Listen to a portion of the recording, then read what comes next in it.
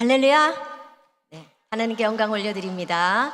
오늘 이 자리에 엄청 바쁘고 할 일도 많지만 은혜 받기 위해서 나오신 여러분들을 우리 주 예수 그리스도 이름으로 축원합니다.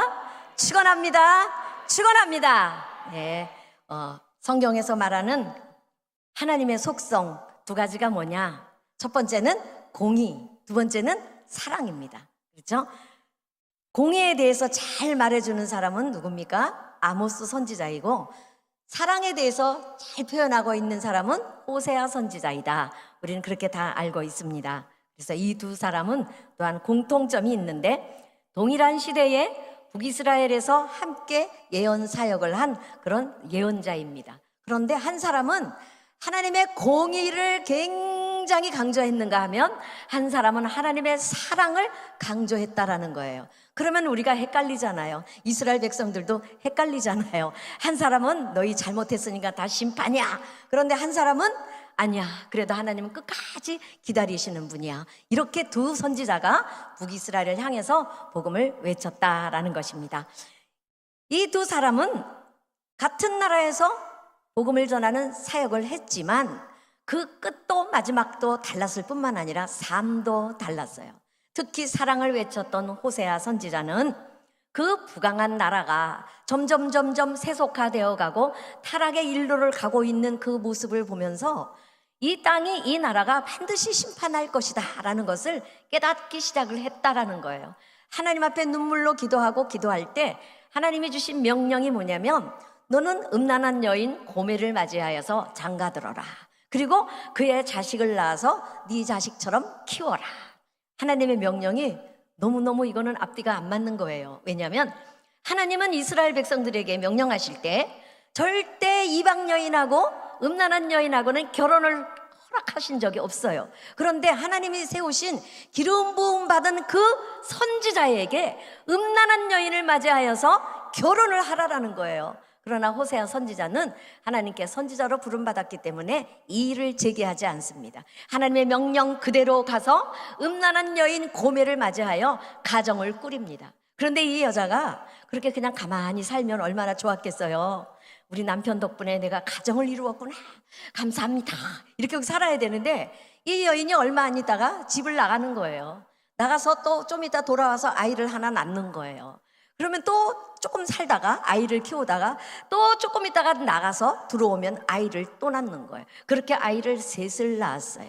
근데 하나님은 그 자녀를 키우면서 살아라, 그렇게 명령을 하셨다라는 거예요. 그 이유는 무엇입니까? 이스라엘 백성들이 바로 그 고멜처럼 그런 삶을 살았다라는 것을 가르쳐 주시기 위해서 하나님은 이 호세아 선지자에게 그렇게 명령하셨다라는 거예요. 이스라엘 사람들은요, 하나님도 섬기고 바알도 섬겼어요. 이 고멜이라는 여자는 호세아도 남편으로, 또 밖에 나가면 다른 남자를 이렇게 두 다리를 걸치고 음란하게 생활하는 모습을 바로 호세아 선지자를 통해서 많은 북이스라엘의 사람들에게 가르쳐 주시기 위해서 하나님은 그런 명령을 내리셨다라는 겁니다. 그럼에도 불구하고 이 이스라엘 사람들은요, 돌이키지 않는 거예요. 끝까지 끝끝내 더욱더 타락의 길로 달려가고 더욱더 바알을 향해서 달려갔다라는 거예요. 하나님의 마음이 이제는 하나님께서 끝 고만 하고 그냥 손을 들어서 멸망시킬 법도 한데 하나님은 끝까지 기다리시는 것을 볼 수가 있습니다. 마치 이스라엘이 바알과 하나님을 겸하여 섬길 때 그 모멸감, 하나님은 그걸 다 참아 견디시면서 이스라엘 백성들을 멸망을 어떻게 시킬 것인가를 근심하지 않으실 수가 없었다라는 것입니다. 그래서 이렇게 하나님이 호세아를 통해서 하나님의 마음을 다 열어 보이셨지만 목이 곧은 이스라엘 백성들은 절대로 하나님 앞에 와서 무릎 꿇고 회개하지 않았어요. 잘못을 용서해 달라고 구하지 않았다라는 것입니다. 그래서 결국에는 사마리아가 아수르에 의해서 함락이 됩니다. 북이스라엘의 수도가 사마리아잖아요. 사마리아에 의해서 그 북이스라엘이 함락이 되고 백성들은 포로로 다 잡혀가게 됩니다. 저는 이 호세아서의 말씀을 통해서 오늘 우리나라가 과연 어떻게 될 것인가를 참 많이 생각을 해봅니다. 우리나라가 지금 그래요. 물질이 많아지고 풍요로워지고, 그러니까 백성들의 삶이 사치스러워지고 타락의 길로 가는 거예요. 과거에 제가 젊었을 때는 알지도 못했던 범죄들이 요즘에는 무수히 얼마나 많은 범죄들이 일어나는지 몰라요. 그래도 정치인들과 종교인들이 회개하지 못합니다.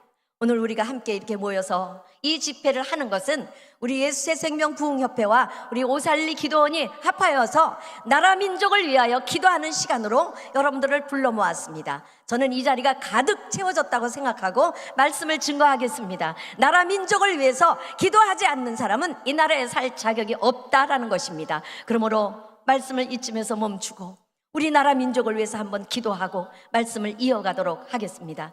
아버지 하나님, 이 나라가 북이스라엘처럼 그렇게 망령된 길로 가지 않도록 이 민족을 지켜 주시옵소서. 이 민족을 돌이켜 주시옵소서. 회개하고 돌아오게 도와주시옵소서. 주여, 세 번 부르고 기도하겠습니다. 아버지 하나님, 우리를 불쌍히 여겨주셔서 오늘 이 자리에 불러 모아주시고 말씀을 듣게 하시니 감사합니다. 우리가 패역하고 이스라엘 백성들이 패역하여 하나님을 배반하고 떠나갔을지라도 우리 하나님은 끝까지 우리를 기다려주시는 좋으신 하나님, 우리를 너무나도 사랑하시는 하나님을 이 시간 만날 수 있도록 역사하여 주시옵소서. 예수 그리스도의 이름으로 기도드렸사옵나이다. 아멘. 호세아 선지자는 이렇게 하나님의 부르심을 받고 하나님의 마음으로 이스라엘이 하나님 앞으로 돌아오기를 계속해서 촉구했습니다. 그러나 이스라엘이 점점 더 하나님을 멀리 떠났다, 이렇게 성경은 말씀하고 있습니다. 호세아서의 이 주제는 하나님의 사랑이에요. 호세아가 음란한 자기 아내 고멜을 사랑했다고 하는 것이 호세아서의 주제라면, 또 한 가지는 배은망덕한 이스라엘을 애굽에서 불러내어서 아들로 삼았다라는 것이 바로 또 이 호세아서의 주제입니다.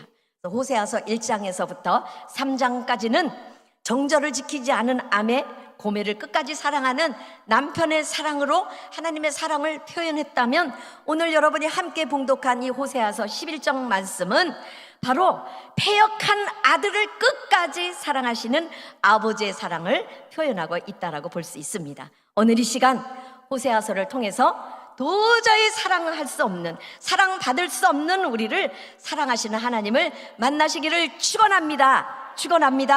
누구든지 한번 사랑하기 시작하면 끝까지 포기하지 아니하시는 하나님의 열심과 사랑을 경험하시기를 축원합니다. 아멘. 하나님의 그 눈물 어린 사랑은 우리가 몇 가지로 분류해 볼 때, 첫 번째는 선택하고 부르신 사랑이다라는 거예요. 1절에 보니까 이스라엘의 어렸을 때 내가 사랑하여 내 아들을 애굽에서 불러내었거늘, 이렇게 말씀하고 있습니다. 내가 사랑했다, 불러냈다라는 것은 내가 그를 선택했다라는 거예요. 그 선택은 하나님이 기뻐하시는 뜻대로 하신 것이고 선하고 악한 것과 상관없이 선택하셨다라는 거예요. 이스라엘이 애굽에서 노예 생활을 할 때 그들이 선택받았어요. 하나의 국가로 선택받았고 하나님의 아들들로 선택을 받았다라는 거예요. 출애굽기 4장 22절에 보면은 여호와의 말씀에 이스라엘은 내 아들 내 장자라, 이렇게 말씀하고 있습니다. 우리들도, 여러분도 죄와 사망에 억눌리고 세상과 마귀의 노예였고 종이었지만 하나님이 우리를 선택하셔서 하나님의 아들들이 다 되게 하신 줄로 믿으시기 바랍니다. 아멘.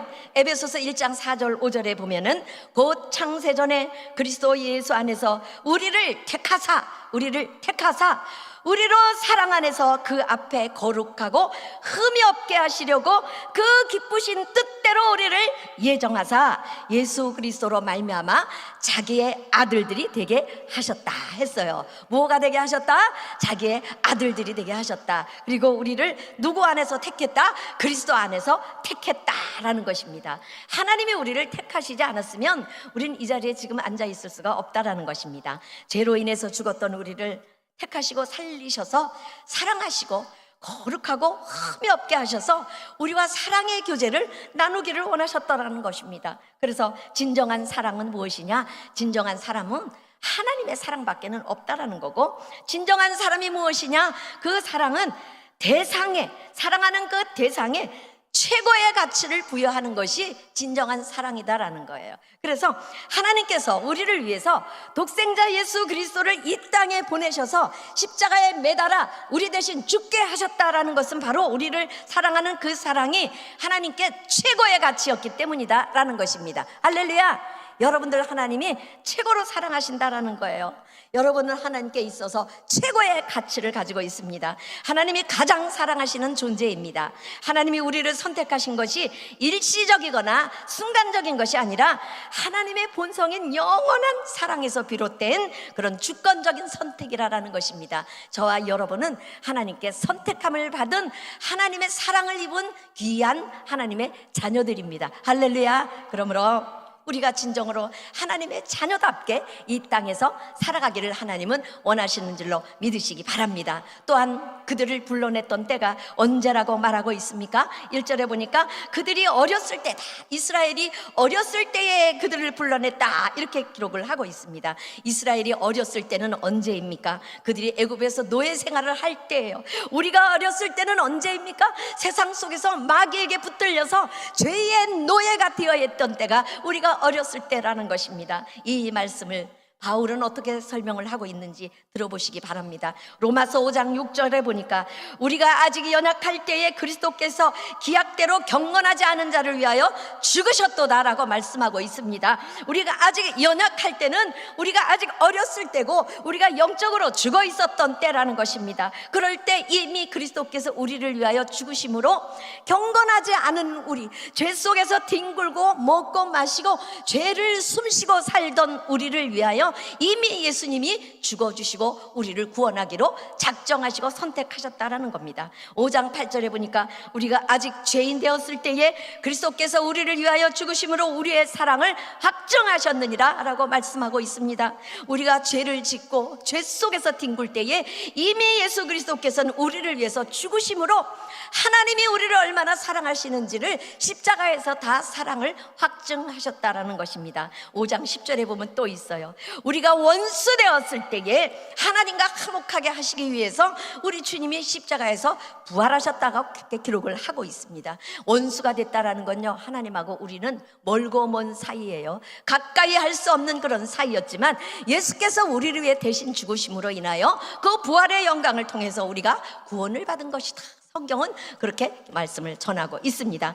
우리는 모두 허물과 죄로 죽었었다고 에베소서 1장 2절에 기록하고 있으며 우리 육체의 욕심껏 죄악 속에서 살던 본질상 진노의 자식들이었다고 에베소서 1장 3절에 기록을 하고 있습니다. 그런 우리를 긍휼히 풍성하신 하나님이 그 큰 사랑을 인하여 허물로 죽은 우리를 그리스도와 함께 살리셨다라고 에베소서 1장 4절에 기록하고 있습니다. 왜 그렇게 하셨습니까?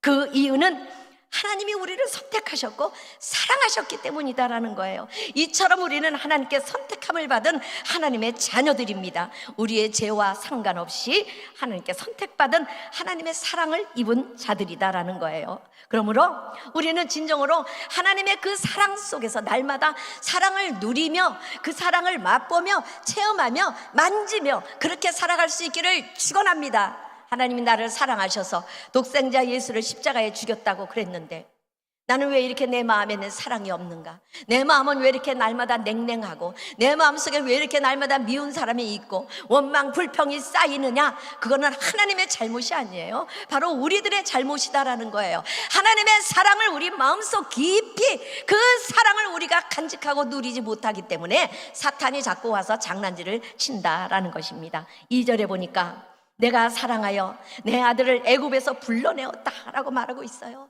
첫 번째 하나님의 사랑은 선택하신 사랑이라면 두 번째 사랑은 불러내셨다라는 거예요. 이 지옥 속에서 우리를 불러내셨다라는 거예요. 그 세상 속에서 이 마귀의 소나기에서 우리를 불러내셨다라는 것입니다. 우리를 부르셨다라는 건 값없이 대가 없이 그냥 공로 없이 하나님이 그저 사랑하심으로 우리를 부르셨다라는 것입니다.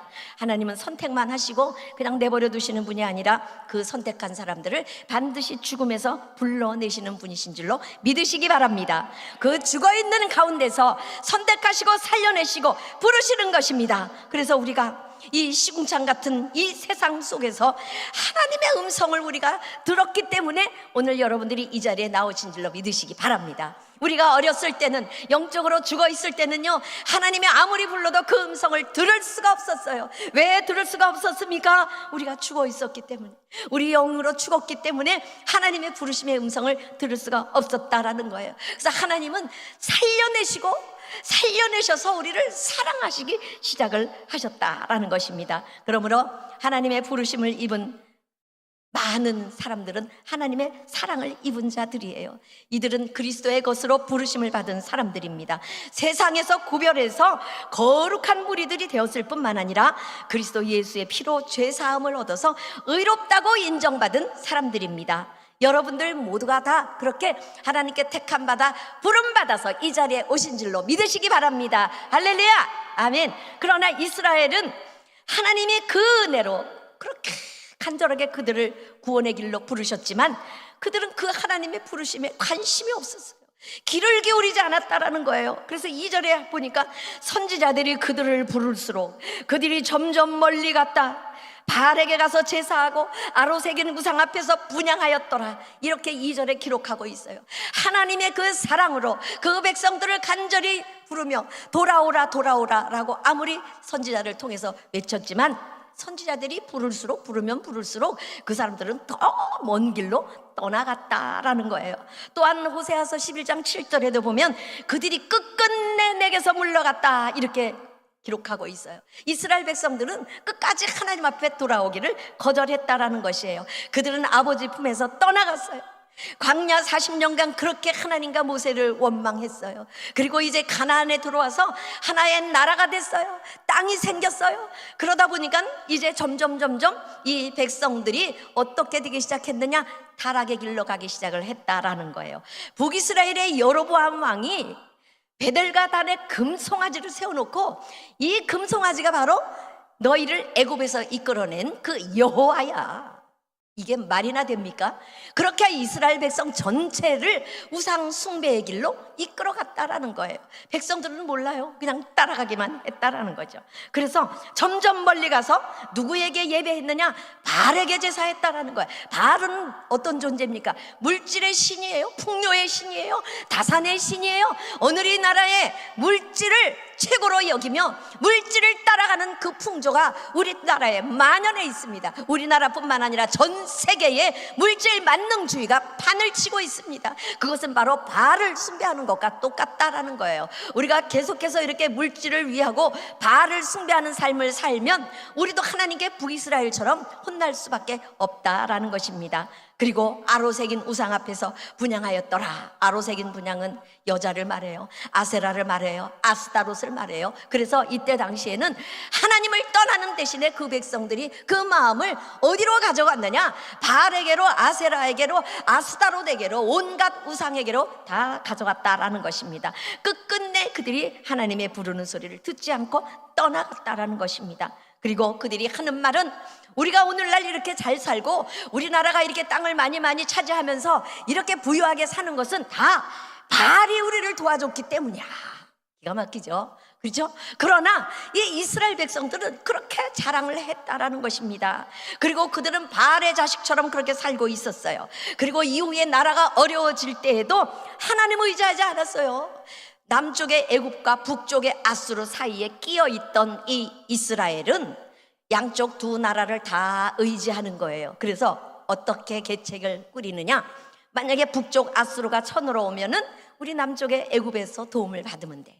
만약에 남쪽 애굽에서 쳐들어오면 우리는 북쪽 아수르에서 도움을 받으면 돼. 이게 그들의 계략이고 계책이었다라는 거예요.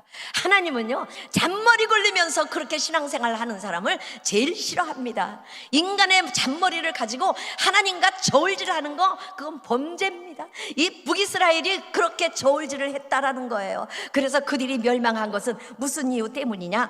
결국에는 그렇게 잔머리를 굴림으로 그들이 멸망을 했다라고 그렇게 기록을 하고 있습니다. 우리가 하나님이 택한 백성이 되었다고 해서 우리들도 처음부터 그렇게 하나님을 사랑했습니까? 우리도 그렇지 못했어요. 별별 핑계를 다 대고 그 손을 뿌리치고 빠져나가려고 얼마나 우리가 노력을 했습니까? 우리 속에도 하나님을 배반하려고 하는 끊임없는 기질이 우리 마음에 있다라는 거예요. 마음에 하나님 두기를 싫어하는 그 불신앙의 마음이 우리 속에도 있다라는 것입니다. 그러므로 하나님께서는 우리를 택하시고 부르시고 사랑하셨지만 그 우리 속에 있는 악한 불신앙의 마음, 그것을 우리 하나님은 어떻게 우리 마음을 누그러뜨리느냐, 어떻게 우리 마음을 하나님 앞으로 하나님을 사랑하는 사람으로 그렇게 끌고 갈 것이냐, 그것은 바로 하나님의 한량없으신 사랑이었다라는 것입니다. 우리가 평생 감사하고 또 감사해야 할 일은 바로 우리를 아무 조건 없이 아무 공로 없이 택하시고 부르셨다라는 것입니다. 그리고 구원받게 하셨다라는 것이 바로 저와 여러분에게 있어서 평생 감사해야 될 그런 일이다라고 생각을 합니다. 두 번째 하나님의 사랑은 어떤 사랑이냐? 양육하는 사랑이에요. 본절 3절에 보니까요, 그러나 내가 에브라임에게 걸음을 가르치고 내 팔로 안을지라도 내가 저희를 고치는 줄을 알지 못하도다, 이렇게 기록하고 있습니다. 하나님의 사랑은 걸음을 가르치는 사랑이었어요. 이스라엘 백성들을 애굽에서 불러내신 이후에 광야에서부터 불기둥과 구름기둥을 통해서 그들을 인도하시고, 말씀을 통해서, 율법을 통해서, 계명을 통해서, 성막을 통해서 어떻게 살아가는 것이 하나님과의 사랑의 관계며 어떻게 하나님 말씀에 순종해가는 것이 인간답게 사는 길인지를 하나님이 가르치셨다라는 거예요. 그리고 그 이스라엘 백성들 노예에서 아들로, 아들에서 제사장 나라로 이렇게 한 걸음씩 한 걸음씩 가르치셨다라는 것입니다. 두 번째 하나님의 사랑은 팔로 안으시는 사랑입니다. 왜 팔로 안으십니까? 왜 안고 가십니까? 아직 어린아이였기 때문에 그렇다라는 거예요. 어린아이는 자주 걸려 넘어지고 엉뚱한 곳으로 자꾸 지 맘대로 달려가기 때문에 하나님은 그 미련한 인생들을 자신의 팔로 그냥 안고 가시는 거예요. 틈만 나면 하나님의 눈을 피해서 달아나려고 발버둥치는 그 패역한 백성, 이리 넘어지고 저리 자빠지는 그런 백성을 아예 품에 안고 가셨다라는 것입니다. 신명기 1장 32절에도 보면 광야에서도 너희가 당하였거니와 사람이 자기 아들을 안음같이 너희 하나님 여호와께서 너희로 그 행로 중에 너희를 안으사 이곳까지 이르게 하셨느니라 라고 말씀하고 있습니다. 하나님께서 여러분들을 오늘 이 자리에 이르기까지 팔로 안고 오신 줄로 믿으시기 바랍니다. 어렵고 힘들고 고통스러운 삶 속에서도 여러분들이 하나님을 배반하지 않고 하나님의 사랑 가운데 살게 된 것을 믿으시기 바랍니다. 또한 하나님의 사랑은 고치시는 사랑입니다. 광야 40년을 지나면서 또한 가나안 땅에 올라와서 국가를 이루면서 사는 동안에 하나님은 그들이 모르는 가운데 계속 그들의 잘못된 것들을 고쳐주시고 싸매주시고 그렇게 그들을 붙들어 주셨어요. 그런데 이스라엘 백성들은 하나님이 그렇게 일하시는 것을 깨닫지 못했다라는 거예요. 느끼지 못하고 원망하고 불평만 했다라는 것입니다. 오늘날 우리의 삶도 보면은 어려운 상황 속에서 우리의 삶이 꼬이고 뒤틀려서 정말 큰 위기가 다가올 때가 많이 있어요. 고통 중에 하나님의 이름을 부르며 나와서 눈물로 기도해도 그때뿐이고 금방 불안한 마음이 우리를 덮쳐오고 문제 해결은 보이지가 않아요. 기미가 보이지가 않아요. 그러나 시간이 지나고 보면 어느새 그 문제가 해결되어 있는 걸 여러분들 많이 느끼셨을 것입니다. 그것은 왜 그렇습니까? 하나님이 우리가 알지 못한, 우리가 보지 못하는 곳에서 일하시고 계셨고 고치시고 계셨다라는 것입니다. 할렐루야. 하나님은 우리의 상황을 고치셔서 피할 길을 주시고 때때로 질병 가운데서도 고치시고 우리의 마음이 상해서 정말 아파서 죽을 것 같을 때도 우리의 마음을 치료하시고 위로하셨기 때문에 오늘 저와 여러분이 이렇게 편안한 마음으로 말씀을 듣고 있는 줄로 믿으시기 바랍니다. 그럼에도 불구하고 그들이 우리가 그 하나님의 사랑을 인식하지 못하고 당연한 것으로 여기면 또 어때요? 늘 부족해요. 아유, 하나님은 좀 주시려면 좀 넉넉히 좀 주시지 맨날 딱 알맞게 딱 주셔 딱 주셔, 우리 그렇게 얘기하는 거 많이 들었어요. 그죠? 하나님은요 우리를 너무나 잘하시는 분이에요. 많이 한꺼번에 주면요 다 써버리고 탕진합니다. 또 우리가 타락의 길로 갈 것을 아시기 때문에 하나님은 딱 맞게 우리에게 부어주시는 하나님이시다라는 것입니다. 우리가 구원하신 그리스도를 깨닫지 못하고 우리를 사랑하신 그 사랑을 깨닫지 못하면 하나님의 사랑을 거절하는 것이 되고 하나님의 마음을 아프게 하는 것입니다. 이스라엘은 이 하나님의 사랑에 대해서 무지했어요.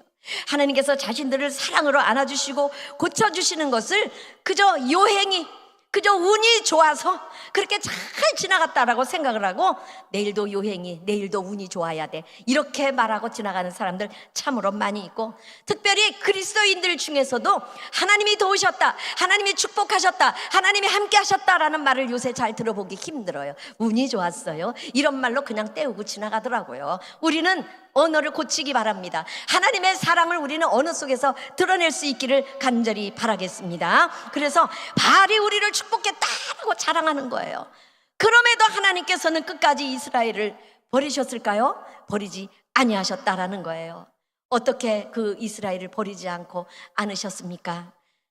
세 번째로 보면 사랑의 줄로 이끄신다. 그래서 4절에 보니까 내가 사람의 줄 곧 사랑의 줄로 저희를 이끌었다라고 말씀하고 있습니다. 로마서 8장 39절에 보면 하나님의 사랑이 얼마나 깊고 크고 질긴지 이 세상에 그 무엇도 그 누구도 우리를 그 하나님의 사랑에서 끊어낼 자가 없다라고 그렇게 바울은 고백을 하고 있습니다. 그 사랑이 도대체 어떤 사랑이기에 그렇게 아무도 그 사랑을 끊어낼 수가 없을 정도로 그렇게 강력합니까? 그 사랑은 바로 하나님의 사랑의 줄로 묶여 있기 때문입니다. 할렐루야. 하나님은 당신의 그 사랑의 줄로 믿는 자들, 택하신 자들, 불러내신 자들을 단단히 묶고 있기 때문에 그 사랑은 이 세상의 그 누구도, 어떤 존재도 그 사랑의 줄을 잘라낼 수가 없다라는 거예요. 인간의 사랑은요, 시시때때로 사그러들고 변질되고 끊어져요. 그 사랑의 끈이 끊어지면 어떻게 됩니까? 마지막에는 원수가 됩니다. 그러나 하나님의 사랑의 줄은 그 누구도 끊어내지 못하는 줄입니다. 또한 사람의 줄 곧 사랑의 줄이라는 것은 무엇이냐? 하나님은 이스라엘을, 저와 여러분을 노예나 황소나 나귀처럼, 다시 말해서 짐승처럼 대우하지 않으시고 당연히 당신의 자녀로서 대우하시고 오직 사랑의 끈으로 이끄셨다라는 것입니다. 인격적으로 우리를 이끌고 가신다라는 것입니다. 우리가 10,000번 하나님께 죄를 지어도 하나님 우리가 돌이키기만 하면 언제나 그 줄을 당겨서 품에 안아주시는 그런 하나님이신 줄로 믿으시기 바랍니다. 그러나 아무리 택한 백성이라 하더라도 그 안에 본질은요, 그 속에 숨어있는 그 마음 속에는 하나님을 자꾸 거부하는 그런 본질이 있다라는 거예요. 자꾸 하나님과 멀어지려고 하는 죄악된 본성이 있다라는 거예요. 그래서 하나님이 이끌어주지 않으면 우리는 금방 또 튕겨져 나갈 수도 있고, 그 악한 본성으로 인해서 우리가 하나님을 멀리할 수도 있다라는 거예요. 그런 사람이 교회 안에 많아요. 어떻게 많습니까? 겉모습만 교회 왔다 갔다 하는 사람들 보면 그 사람들이 지금 굉장히 방황하고 있다, 하나님의 사랑의 줄을 놓치고 있다, 이렇게 볼 수가 있다라는 거예요. 연약하여 어디로 튈 줄 모르는 우리를 하나님은 그 사랑의 줄로 단단히 묶어서 끌고 가십니다. 옛날에 보면은 밭에서 일하시는 아주머니가 과부가 됐어요. 밭에 나가 감자를 캐야 되는데 아이가 혼자 집안에 울고 있어. 그럼 그 아이를 집에 혼자 두고 나왔더니 어느 날 이 아이가 사라져서 찾느라고 애를 먹었어요. 그 다음 날은 어떻게 합니까? 밭에 나갈 때 아이를 데리고 나가요. 밭 한 자락에다가 포대기를 깔아놓고 거기다 아이를 앉혀놓고 기다란 줄을 만들어서 그 아이의 배에 묶어요. 그리고 나머지 그 긴 줄을 자기 허리에 묶어요. 그래서 일을 하다가도 궁금하면 뒤돌아보면은 아이가 있는 모습을 보고 마음을 놓을 수가 있어요. 바로 우리 하나님이 우리를 바라보실 때 그런 마음으로 보신다라는 거예요. 그냥 잘못될세라, 어떻게 타락할세라, 하나님을 멀리 떠나갈세라, 그런 마음으로 우리를 바라보셨다라는 것입니다. 그래서 요한복음 6장 44절에 보니까 나를 보내신 아버지께서 이끌지 않으면 아무라도 그에게 올 수 없다라고 못 받고 있습니다. 하나님이 우리를 이끌어 주셨기 때문에 오늘날 저와 여러분이 예수 믿고 구원받아서 이렇게 예배를 드리고 있다라는 것입니다. 4절에 보니까 또한 그렇게 이끄는 것뿐만 아니라 그 목에서 멍에를 벗기는 것 같이 그들을 사랑하셨을 뿐만 아니라 그들 앞에 먹을 것을 두셨다, 이렇게 기록을 하고 있습니다. 그래서 정말로 하나님께서는 밭에서 밭일을 한 2마리의 그 결의의 소에 이렇게 고삐를 묶었다가 일을 다 마치고 집에 오면 어떻게 합니까? 그 멍에를 끌어주는 거예요. 그리고 편안하게 먹을 것을 그 앞에 놓아주는 거예요. 하나님이 우리를 사랑하시는 마음이 바로 그렇다라는 거예요. 우리가 열심히 죽으림을 다해서 이 어렵고 힘든 세상을 살아갈 때에 하나님은 시시때때로 우리에게 멍에를 끌어주시고 편히 힘을 주시고 우리가 살아갈 수 있도록 모든 것들을 허락해 주시는 그런 하나님이시다라는 거예요. 그런데도 이스라엘은요, 어떻게 했느냐? 하나님께로 돌아가기를 또 거절하는 거예요. 끊임없이 떠나가는 거예요. 그럼 이제 여러분들 궁금한 거 있죠? 왜 그렇게 이스라엘은 왜 그렇게 하나님을 떠나갔느냐? 왜 그렇게 하나님을 속을 썩였느냐? 그 이유는 뭐냐면 이스라엘은 하나님께로 돌아가려면 먼저 해야 될 게 있었다라는 거예요. 그게 뭐냐? 회개였다. 그러면 회개하면 되지요. 그런데 이스라엘은 이미 회개할 수 없는 지경까지 갔다라는 거예요. 그들의 마음밭이 너무 묵은 땅이 되어서 갈아엎을 수가 없는 그런 지경에 이르렀다라는 거예요. 그래서 호세아 선지자는요, 너희 묵은 땅을 기경하라 라고 강력하게 외치고 있는 거예요. 우리가 회개하지 않고 하나님의 은혜에서 자꾸자꾸 멀어지면 우리의 마음밭도 묵은 땅이 돼요. 그래서 결국에는 하나님 붙잡은 손 놓치고 하나님이 우리를 아무리 주래 사랑해 주래 그렇게 얽어매어도 우리는 떨어져 나가게 되어 있다라는 것입니다. 그들은 이미 하나님의 사랑에서 떠나 있었다라는 거예요. 오늘 이 시간 이 자리에 여러분들 그런 묵은 마음을 다 회개하시기 바랍니다. 다 갈아엎으시기 바랍니다. 하나님의 사랑으로 갈아엎으시기를 바랍니다. 에베소서 4장 18절에 보면 그들 가운데 있는 무지함과 그들의 마음이 굳어짐으로 말미암아 하나님의 생명에서 떠나 있도다, 이렇게 사도 바울도 기록을 하고 있어요.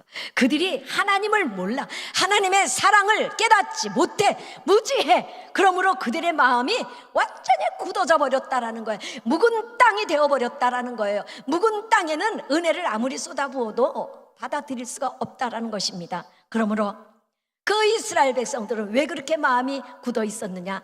너무나도 오랜 기간 동안 하나님을 떠나 바알을 섬기고 성적으로 범죄하고 온갖 죄악 속에 그들이 살아 있었기 때문에 그들의 마음이 이제는 하나님께로 돌이키기가 자신들의 힘으로는 전혀 돌이킬 수가 없었다라는 것입니다. 그래서 이제 하나님께서는 이 북이스라엘을 아수르에 붙여서 전쟁을 통해서 징계하시기 시작을 하십니다.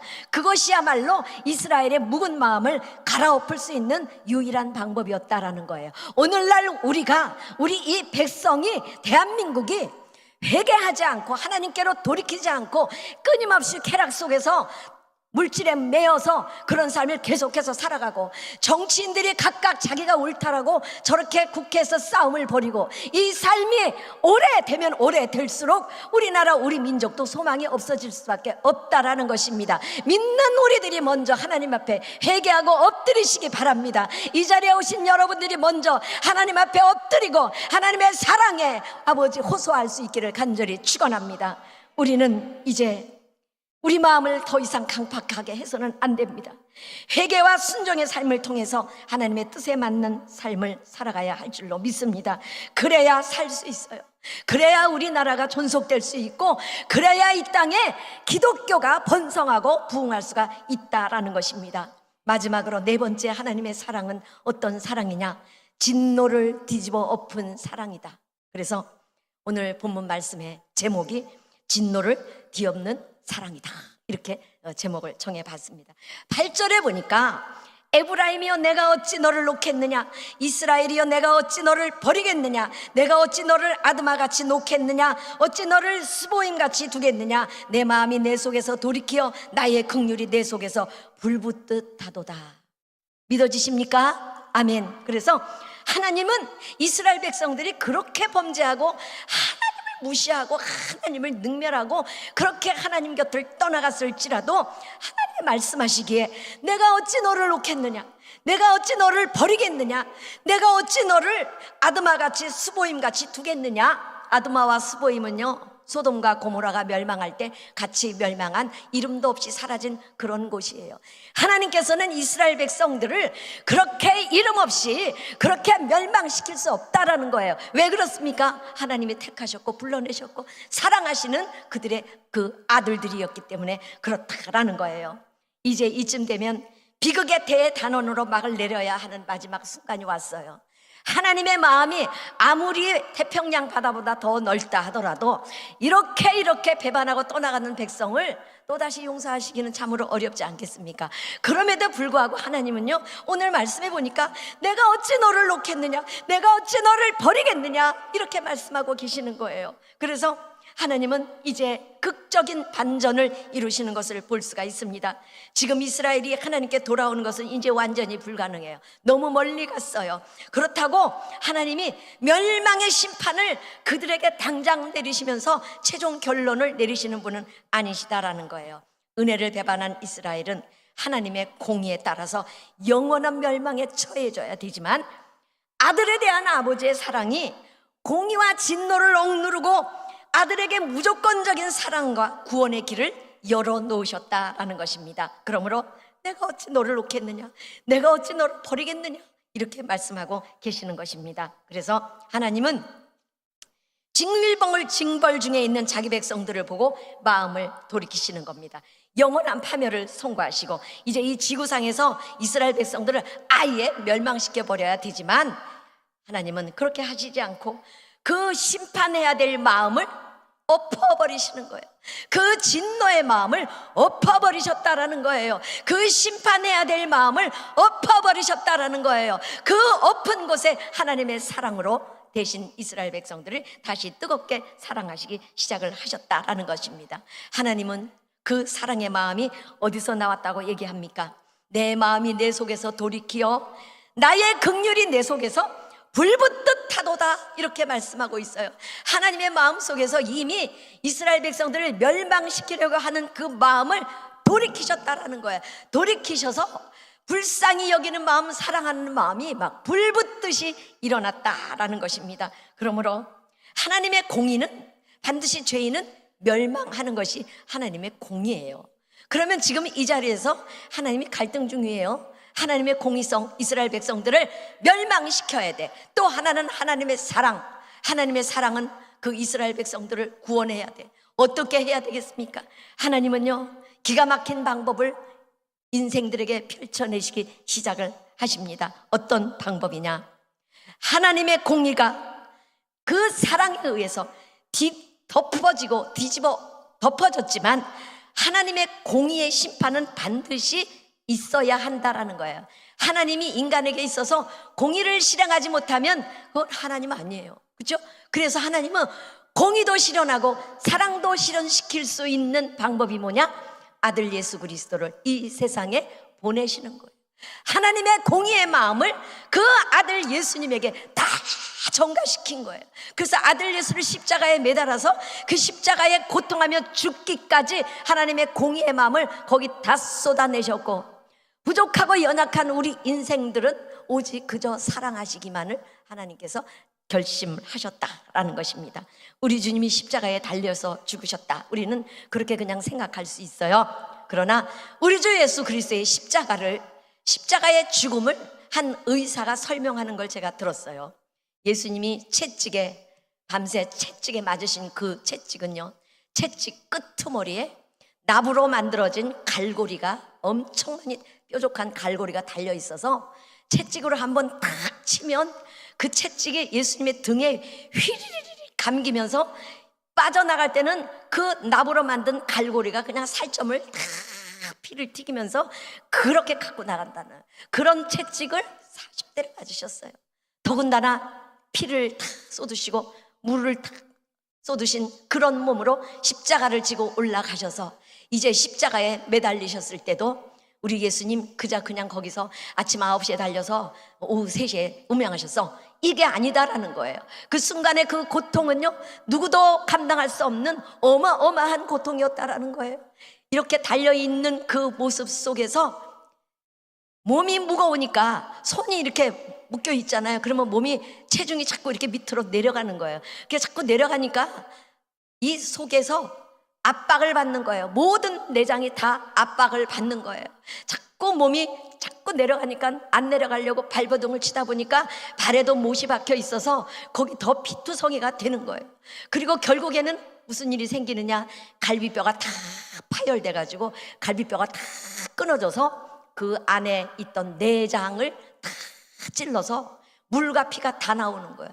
그래서 로마 군병이 창으로 예수님 옆구리를 찔렀을 때에 그곳에 물과 피가 거기 다 있었다라는 거예요. 그렇게 예수님은 피 한 방울 물 한 방울 남기지 않고 우리를 위해서 다 쏟아부어 주셨다라는 거예요. 그것이 하나님 아버지의 사랑이다라는 것입니다. 그 사랑을 여러분들이 날마다 마음속에 누리며 느끼며 체험하며 만지며 그렇게 살아갈 수 있기를 축원합니다. 그러므로 예수님이 당해야 될 고통, 그 고난은 바로 내가 감당해야 하는 그런 고통이었다라는 거예요. 그래야 하나님의 공의가 이루어지는 겁니다. 예수님이 십자가의 고통이 없었다면 하나님은 아직도 그 백성들을, 범죄하는 백성들을 심판하고 멸망시키고 그렇게 하실 수밖에 없다라는 거예요. 하나님의 공의가 그렇다라는 거예요. 하나님은 우리가 죄인 되었을 때에 아무 공로 없이 우리를 구원하셨고 우리를 사랑하셨다라는 것입니다. 그러므로 예레미야 31장 20절에 보면은 에브라임은 나의 사랑하는 아들, 기뻐하는 자식이 아니냐. 내가 그를 책망하여 말할 때마다 깊이 생각하노라. 그러므로 그를 위하여 내 마음이 치근한즉 내가 반드시 그를 긍휼히 여기리라. 여호와의 말이니라. 할렐루야. 하나님은 그 백성들을 반드시 긍휼히 여기리라 라고 결심하고 말씀하고 있다라는 것입니다. 그래서 하나님은요, 마치 그 마음이 어떤 마음이냐, 창세기 43장 30절에 보면은 요셉이 동생 베냐민을 만났어요. 불타는 그 마음, 눈물이 치솟아서 견딜 수가 없어서 어떻게 해요? 잠시 하고 방으로 들어가서 그냥 통곡하고 소리내어 울고 다시 나와서 이야기를 이끌어 갑니다. 바로 그 마음이 하나님 마음이다라는 거야. 지금 당장 혼내키고 지금 당장 멸망시키고 싶지만 잠시 하고 하나님 마음, 그 긍휼의 마음, 그 사랑의 불붙는 마음을 잠시 추스리시고 예수 그리스도에게로 그 모든 죄를 다 전가시키시고 그렇게 우리를 사랑해 가셨다라는 것입니다. 사랑하는 여러분들, 이스라엘은 고멜이고 고멜의 자식들입니다. 우리들도 고멜이고 고멜의 자식들입니다.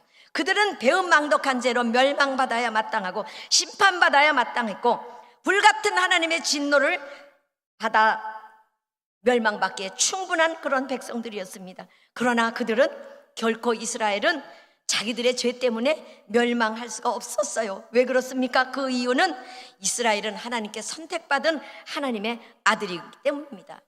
우리들도 하나님의 자녀들입니다. 택함을 받은 자녀들입니다. 하나님의 아들 예수 그리스도를 우리 대신 십자가에 매달으셨고 예수님의 목숨을 우리 대신 죽이셨다라는 것입니다. 그러므로 결코 우리도 망할 수 없는 사람들입니다. 우리는 절대로 망할 수가 없는 사람들입니다. 우리는 하나님의 아들보다도 더 소중한 그런 존재들이기 때문입니다. 이제 우리는 이 세상에서 하나님의 사랑, 그 사랑 받는 자로 그 사랑을 누려야 합니다. 또 우리도 하나님을 사랑해야 합니다. 날마다 아버지의 사랑을 노래하고 또 내 사랑을 하나님께 고백하고 순간순간 하나님 품으로 날아들어서 그 품 속에서 사랑으로 이끄시는 그 하나님을 만나시기를 우리 주 예수 그리스도의 이름으로 축원합니다. 축원합니다. 축원합니다. 할렐루야. 오늘 이 시간 우리가 잠시 기도하도록 하겠습니다. 오늘 들으신 말씀을 기억하면서 기도하시고 또 기도 후에 우리가 저 아픈 곳에 손을 얹고 기도할 때도 하나님 믿는 그 사랑을 믿는 그런 마음으로 우리가 함께 기도해 나가도록 하겠습니다. 주여 세 번 부르고 이 시간 다 같이 주님 앞에 부르짖어 기도하도록 하겠습니다. 주여, 주여, 주여.